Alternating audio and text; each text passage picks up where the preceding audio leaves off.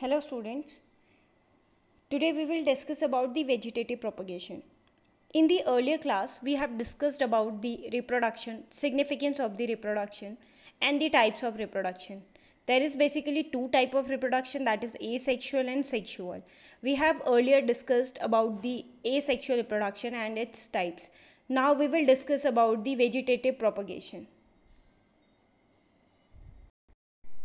See, as in the animals, there are two type of reproduction, that is asexual and sexual. Similarly, in the plants also, there is also two type of reproduction, that is vegetative propagation, can say as a asexual reproduction and a sexual reproduction. Then in the next class we will discuss about the sexual reproduction. Today we are studying about the vegetative propagation.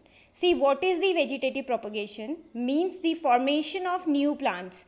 अभी मैंने आपको बताया था in the earlier class, when we form new organism from the earlier या pre-existing organism, this is called reproduction. Similarly here, when we use the vegetative part of the plant such as root, stem and leaves, embryo, okay यानी कि अगर किसी भी plant के existing plant के अगर हम क्या करेंगे, रूट, स्टेम या लीव्स को लेंगे और या एम्ब्रियो को लेंगे, तो इन पर्टिकुलर पार्ट से हम एक पूरा नया प्लांट ग्रो कर सकते हैं और इन पार्ट्स को बोलते हैं वेजिटेटिव प्रोपग्यूल्स और the process is called vegetative propagation.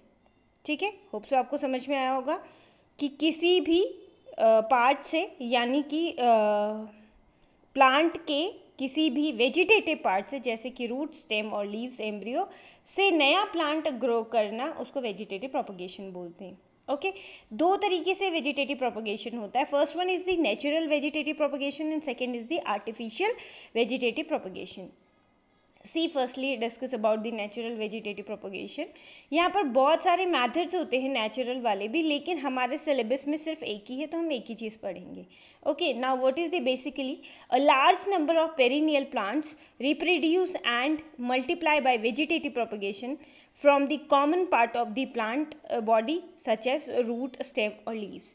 यानी कि सिंपली अपने आप ऑटोमेटिकली प्लांट क्या करता है, अपने क्या करेगा, ग्रो करेगा नए पार्ट्स को अपने रूट, स्टेम या लीव से. देखो, जो आर्टिफिशियल होता है वहाँ पर ह्यूमन यूज़ करता है इन पार्ट्स को और फिर नए प्लांट को ग्रो करता है.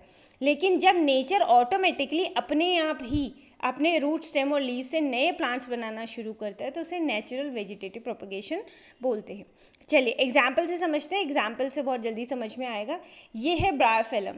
ठीक है, तो जो ब्रायोफिलम है ये है आपका ब्रायोफिलम का लीफ. तो जो ब्रायोफिलम प्लांट होता है उसकी जो लीव्स होती हैं ऐसे, ये जो आपको दिख रही होंगी ऐसे जो लीव्स हैं इसकी, इनकी लीव्स की जो मार्जिन होती है, ये जो टिप है इनके, ये जो मार्जिन आपको दिख रही है, इस मार्जिन पे ही छोटे छोटे प्लांट्स, ऐसे छोटे छोटे प्रोपग्यूल्स क्या होते हैं, लगे होते हैं. छोटी छोटी लीव्स ऐसे लगी हुई होती हैं. ठीक है, अब होता क्या है कि जैसे ये लीव्स फॉल डाउन करती हैं तो वहाँ पर ही वो नया प्लांट ग्रो करना शुरू कर देते हैं और सिमिलर ऐसे ही वो अपना आगे क्या करते हैं, प्रोपगेशन करना शुरू कर देते हैं. ओके, तो ब्रायोफिलम जो है वो बड्स प्रोड्यूस करती हैं इन द नॉचेस. नॉचेस इन्हीं को कहते हैं एंड दे आर, यहाँ पर notches along the leaf margin of bryophyllum fall on the soil and develop into the new plants. समझ में, आपके घरों में भी होगा, इसको ऑर्नामेंटली भी यूज़ करते हैं. तो लीव्स की मार्जिन पे ये ऐसे छोटे छोटे क्या होती हैं, बर्ड्स होती हैं. ये छोटे छोटे बर्ड्स जैसे सॉइल पे गिरेंगी वो ऑटोमेटिकली नया प्लांट ग्रो करेंगे. तो ये ऑटोमेटिकली हो रहा है, इसलिए इसको क्या बोलेंगे, नेचुरल वेजिटेटिव प्रोपगेशन. ठीक है, अब ये तो हमारे पास एक ही था सिलेबस में, लेकिन आर्टिफिशियल के बहुत सारे टाइप्स हैं. तो आर्टिफिशियल वेजिटेटिव प्रोपगेशन क्या होता है कि यहाँ पर जो फार्मर्स होते हैं या जो भी हम लोग होते हैं, हम लोग क्या करते हैं, आर्टिफिशियली वेजिटेटिव प्रोपगेशन करते हैं. कैसे, देखो first one is the cutting method.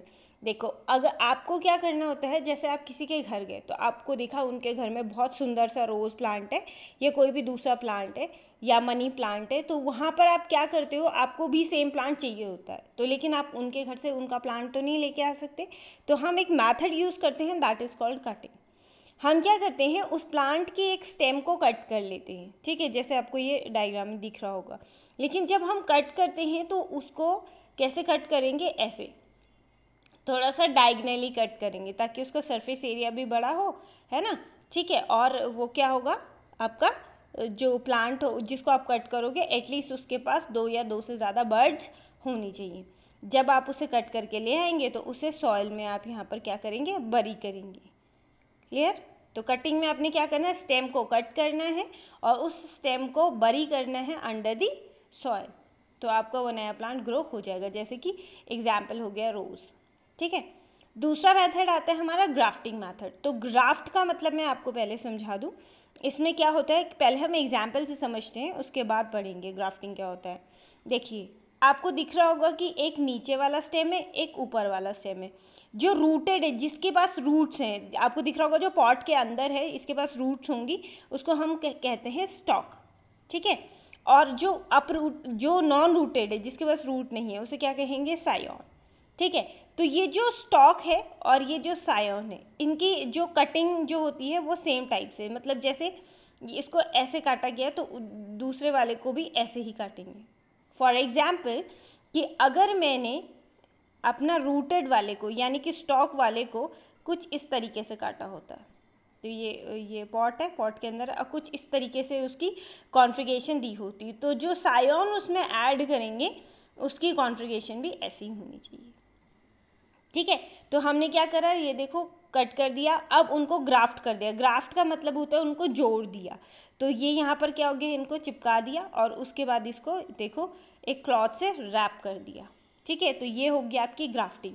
अब ऐसा किया क्यों, क्योंकि कई बार ऐसा होता है कि जो नीचे वाला रूटेड पार्ट है वो बहुत हेल्दी है, लेकिन ऊपर वाला जो पार्ट है वो हेल्दी नहीं है, या हमें एक ही प्लांट पे डिफरेंट डिफरेंट वैरायटीज़ को ग्रो करना है। ठीक है। तो ये हम ऐसे इस तरीके से कर सकते हैं। यानी अगर मान लो आपके पास एक पॉट है, नॉर्मली ये पॉट है, इसमें रेड कलर के रोजेस ग्रो हो रहे हैं, या कोई भी एक प्लांट है जो ऐसे नॉर्मल ग्रो हो रहा है, तो उसका जो एक ये दूसरी जो ब्रांच होती है उसमें हम डिफरेंट काइंड के रोजेस ग्रो कर सकते हैं, यहाँ पर कैसे करके, ग्राफ्टिंग करके। ओके। तो ये हो गया ग्राफ्टिंग। इसमें सायोन को इंसर्ट करते हैं स्टॉक के अंदर। स्टॉक एक रूटेड पार्ट होता है और सायोन एक नॉन रूटेड पार्ट होता है। क्लियर। नेक्स्ट पार्ट आता है आपका लेयरिंग। लेयरिंग क्या होती है, 2 टाइप की, एक माउंट लेयरिंग होती है और एक एयर लेयरिंग होती है। देखिए इसमें क्या होता है, फिर से पहले डायग्राम से समझा देती हूँ। माउंट लेयरिंग, ठीक है, ये होता है जैस्मिन में। एग्जाम्पल हो गया आपके पास जैस्मिन। ठीक है। अब क्या करा आपने, ये जो ये तो जैस्मिन प्लांट नहीं है, लेकिन जैस्मिन में होती है, तो उसमें क्या करते हैं हम, नॉर्मल जैसे ये प्लांट है उसकी एक ब्रांच को हम क्या करते हैं, टिल्ट करते हैं, और टिल्ट करके उसको यहाँ पर बरी कर देते हैं अंडर द सॉइल। इसके वेट से उसको क्या कर देंगे, मतलब थोड़ा सा वेट रखेंगे ताकि ये दोबारा रिवर्स अपनी पोजीशन में ना जाए। तो धीरे धीरे क्या होगा, इस पार्ट से, जो यहाँ पर ये जो पार्ट आपको दिख रहा है, धीरे धीरे क्या होगा, इस पार्ट से यहाँ से रूट्स डेवलप हो शुरू हो जाएंगी और एक शूट डेवलप होगी जो एक नया प्लांट ग्रो करेगा। क्लियर। तो यहाँ पर क्या हो रहा है आपका, माउंट लेयरिंग में a stem of a plant tilted towards the ground and बरी अंडर द सॉइल। देन क्या होगा, एक वहाँ से न्यू एडवेंटिशियस रूट्स निकलेंगी और एक नया सेपरेट प्लांट ग्रो हो जाता है। ठीक है। और ये बाद में क्या हो जाएगा, यहाँ से डिटैच हो जाएगा, तो ये नया प्लांट ग्रो हो गया आपका। क्लियर। दूसरी आती है एयर लेयरिंग। देखिए जो अभी माउंट लेयरिंग कर रहे थे, ये होती है उनके लिए जो हर्ब होते हैं, जो इजीली टिल्ट, जिनको हम कर सकते हैं, ऐसे टिल्ट हो गया। लेकिन बड़े बड़े जो ट्रीज़ होते हैं उनको तो टिल्ट करना बहुत मुश्किल है, वो तो टिल्ट नहीं हो सकते, तो वहाँ पर हम क्या करते हैं, एयर लेयरिंग करते हैं। ठीक है। तो एयर लेयरिंग में मान लेते हैं ये पेड़ है, तो इसकी 2 ब्रांचेस को लेंगे, एक ब्रांच ये है और एक ब्रांच ये है। इसकी जो लोअर वाली ब्रांच है इसको पील ऑफ करेंगे, यानी कि थोड़ा सा यहाँ से क्या करेंगे, उसके जो अपर लेयर्स होती हैं उनको रिमूव कर देंगे। ठीक है।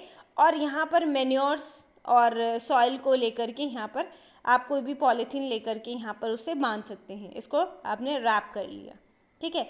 ऊपर से आप एक अर्दन पॉट इसके ऊपर जो अपर वाली ब्रांच है उस पर हैंग कर सकते हैं, उसके अंदर पानी भर देंगे और एक यहाँ पे पॉइंट कर देंगे ताकि यहाँ से ड्रॉप बाय ड्रॉप इसके ऊपर पानी आता रहे। होगा क्या, लेटर ऑन यहाँ से एडवेंटिशियस रूट्स डेवलप होना शुरू हो जाएंगी, आप इसे यहाँ से कट करके दोबारा से नया प्लांट ऐसे करके ग्रो कर सकते हैं। ओके। तो एयर लेयरिंग में 2 पैरेलल ब्रांचेस लेनी है, जो लोअर ब्रांच है उसको पील ऑफ करना है और at a point and it covered with a cloth by filling manure and soil. ठीक है, जो अपर वाली ब्रांच है उसमें हमने अर्दन पॉट लगा दिया ताकि वो उसके ऊपर से हैंग कर दिया ताकि वो क्या कर सके, वाटर वहाँ से ड्रॉप बाय ड्रॉप आ सके। देखिए ये आपको पिक्चर में दिख रहा होगा, पॉट नहीं दिख रहा है, यहाँ पर पॉट भी लगा सकते हैं हम और नॉर्मल भी उसको पानी दे सकते हैं, लेकिन देखो ये पॉलीथीन की हेल्प से इसको रैप कर दिया है यहाँ पर। क्लियर? जैसे इसमें ब्रांचेस निकलना शुरू होगी हम यहाँ से कट कर देंगे और इसको सॉइल में बरी करके एक नया प्लांट ग्रो कर लेंगे। ओके, तो ये तो थे हमारे वेजिटेटिव प्रोपगेशन। अब है इम्पॉर्टेंस ऑफ वेजिटेटिव प्रोपगेशन। तो क्या इम्पॉर्टेंस है वेजिटेटिव प्रोपगेशन का, इसके एडवांटेजेस क्या हैं? It is useful for those plants which have lost their capacity to produce the seeds through sexual reproduction. ऐसे प्लांट जिनके सीड ना तो जिंदा है या जो जिंदा है वो इनके पास इतनी कैपेसिटी नहीं है कि वो सेक्शुअल रिप्रोडक्शन करके नया प्लांट ग्रो कर सके। यानी कि सीधी सीधी बात है, जो प्लांट के सीड वायबल यानी कि लिविंग नहीं है या उनके पास कैपेसिटी नहीं है आगे रीग्रो करने की, उनको क्या कहें, उनके लिए ये मेथड बहुत यूज़फुल है। दूसरी चीज़, अगर आप सीड से करेंगे तो पहले आप सीड सोइंग करोगे, फिर वो प्लांट ग्रो होगा या नहीं होगा, डिपेंड्स, है ना। तो यहाँ पर तो आपके पास बना बनाया प्लांट है, आपने बस निकाला उसको सॉइल में बरी करा, तो ये बहुत ज़्यादा रैपिड, बहुत जल्दी, इजी और बहुत ही सस्ता मेथड है। ठीक है, it help us to introduce plant into the new area. आप नए नए एरिया में लेके जा सकते हैं उसको, ठीक है ना, जहाँ पर सीड जर्मिनेशन नहीं हो सकता वहाँ पर भी आप इसे ग्रो कर सकते हैं। ठीक है, और सबसे इम्पॉर्टेंट बात यह है कि all the plants produce are genetically similar to the parent plant.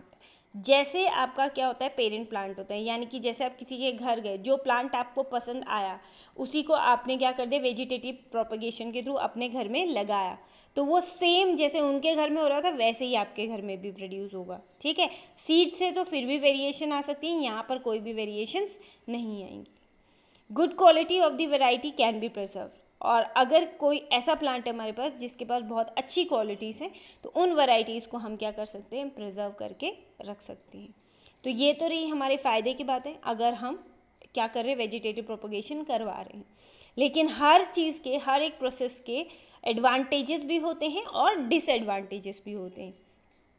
तो इस प्रोसेस के क्या डिसएडवांटेज हैं, देखो, क्योंकि हम सेम ही टाइप का प्लांट हमेशा ग्रो करेंगे तो कोई डिफरेंट टाइप का प्लांट हमें या डिफरेंट टाइप की स्पीशीज़ हमें नहीं मिलेगी।